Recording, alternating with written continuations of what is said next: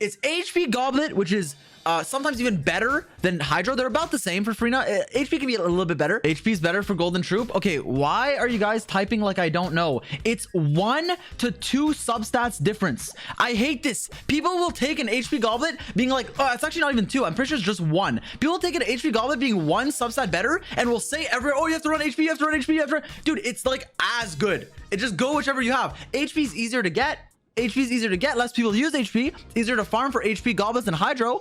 But with Golden Troop, HP is like 1 to 2 to 3% better. It's like barely anything, which means go whichever one you have. The thing is, before I looked into Furina, the word of mouth was you need to go HP Goblet. So I was like, okay, I have to go HP Goblet. But then I looked into it. I'm like, wait a second. It's basically the same as Hydro, slightly better. So it just depends on what you have. Because me, personally, I have a really good Hydro Goblet, but my HP Goblet sucks penis. I want to say is more important than you might think because it's easier to get HP Goblets and less people use HP Goblets, and it's just, you know, more versatility. Yeah, it also depends on your team. That's true.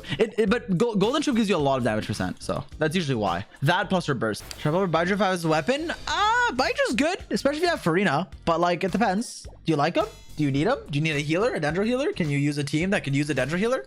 If not, if you're playing like Nahida Kuki and your Furina's in another team, then no, you could skip. But if you, I think he's pretty good. Yeah, is a decent replacement too. When I have no Anemo unit in my team and I have to fight content where I wish I could group them, like I'm doing Abyss, okay? No Anemo grouper. This is how I feel. When I put Sucrose on my team, I feel like this. And when I put Kazuha, I feel like this. And I was trying to rationalize why. I literally saw those in my brain, by the way. While I was eating breakfast, I saw these smiles. I was like, why am I like this about Sucrose and like this about Kazuha in the same team where Sucrose could technically perform better? And I was thinking about it. I was like, dude, I would rather walk into traffic in game than have to than go from grouping with Kazuha to grouping with Sucrose. And there's nothing wrong with it. I think Sucrose is broken, underrated, really good, and like listen, okay? It's just like the feeling of Kazuha inside your account is like unprecedented, okay? That's all it is. And I love Sucrose. I will make a video on how Sucrose is underrated and broken every day of the week because she is. But Kazuha just feels so good. I can't explain it. I can't. Sucrose doesn't have fucking eye for it. She's like, eh, and then dies. But I love her. She's great. Where's Venti? Okay, Venti is funny because Venti is never like useless because you can always swirl, right? But so Venti starts here, but very rapidly you go either double frowny face, you either go to this, or you go to double happy face. So his highs are higher than Kazuha's highs, but his lows are lower than like Dory's lows. No, that's not true because Venti can always swirl and he's never like useless, but it just feels so bad if you press your Q and then the fucking big ass enemy you're fighting just walks through it. I just explained the Sucrose, but okay, because now this might get clipped. And in case it does, let me add something, okay? Sucrose is great and really strong, and also because she's like free to play accessible like 4-star, it makes it to where you don't like have to feel forced to get Kazuha, right? But there's something about grouping with Kazuha. He just feels so good to play, and then you play Sucrose and she's like, I like playing her on a driver on field, and that's when she shines. But also it's just like she feels like, dude, you burst, you have your C6, you're gonna infuse, like it infuses the fucking air when you're playing fucking electricity, okay? You try to group an enemy, it fucking groups you into your grave. I don't know, okay? Maybe skill issue, probably skill issue, but it's just like a difference in like my emotions. That's all. It's not a okay, this is not Sucrose slander. Listen, I'm the biggest Sucrose defender. Most people think Kazuha's way better. I don't. I think Sucrose is genuinely very powerful and can be used as a driver when Kazuha can't. But when it comes to grouping and feeling the groupingness, it's like night and day. It's literally night and day. I'm sorry. Also, Sucrose can Guoba swirl. Let's say you're playing Tartaglia, Ajax, and Shangling, right? Shangling, Guoba! And then you're like, how do I swirl Pyro and Hydro? Well, with Kazuha, you could, you know, swirl the Hydro and then burst infuse your Pyro from Bennett. But with Sucrose, you can like wait for the exclamation mark on Guoba. He shoots fire. You swirl that shit through, bro. Nahida was never mid. True. But also, you have to remember that before Nahida, our best Dendro option was fucking DMC. DMC is not bad, by the way.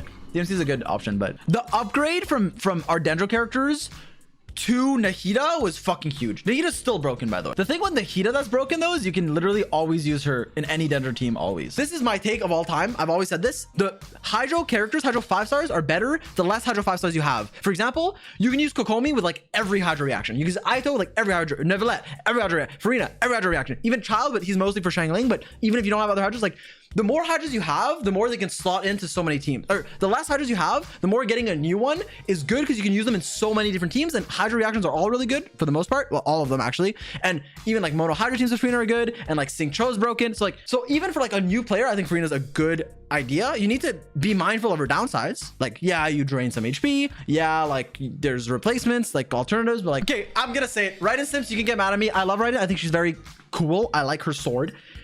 I think Furina's better.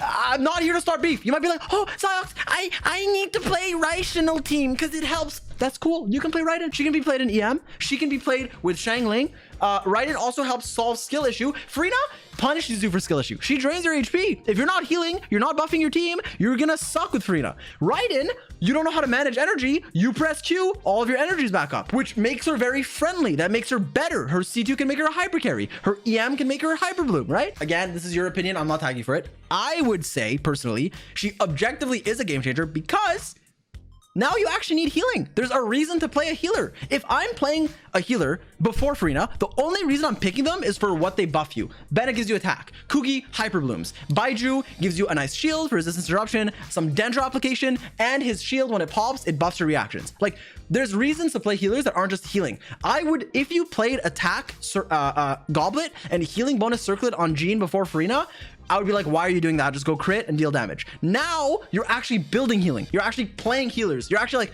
oh my God, I might actually rather play like Baizhu than Nahida in a team, even though Nahida's super broken, right? Like, obviously you can swap your stuff around, but it's like, there's actually a reason to play healers, to build healers for healing, and it completely changes your team. What about her constellations? I mean, who cares? If you sim for her, get them. If not, skip them. Like, it's whatever.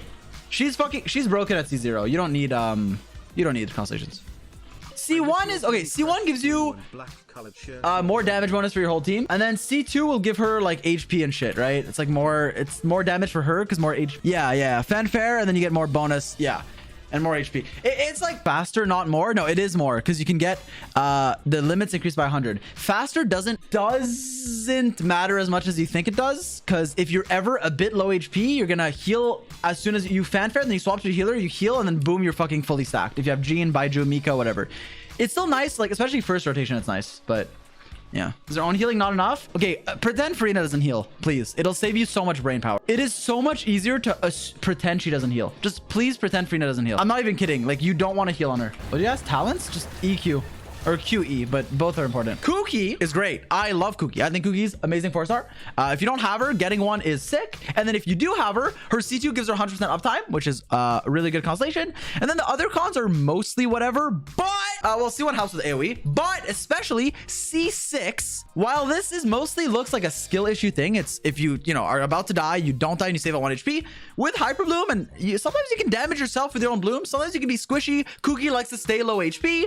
This can actually help save you, right? It saves you at 1 HP, and you'll gain some elemental mastery, which can be optimal because she wants so Kuki cons are pretty good, especially C2. Both pretty decent stat sticks, but they're almost never best in slot except on the characters they're designed for. And you might be like, well, okay, aren't weapons only best in slot on the characters they're designed for? No, because a lot of like Jade Cutter or like Polar Star or like Aqua Simulacra are good on like every character as like basically their best option, whereas these two swords are like, or this sword and this polearm are like decent. Like they're like they're high up on the weapon ranking because they're good stat sticks, but they're never like the best option except for one character, maybe two. So it's like it's niche, but even outside of their niche, they're good.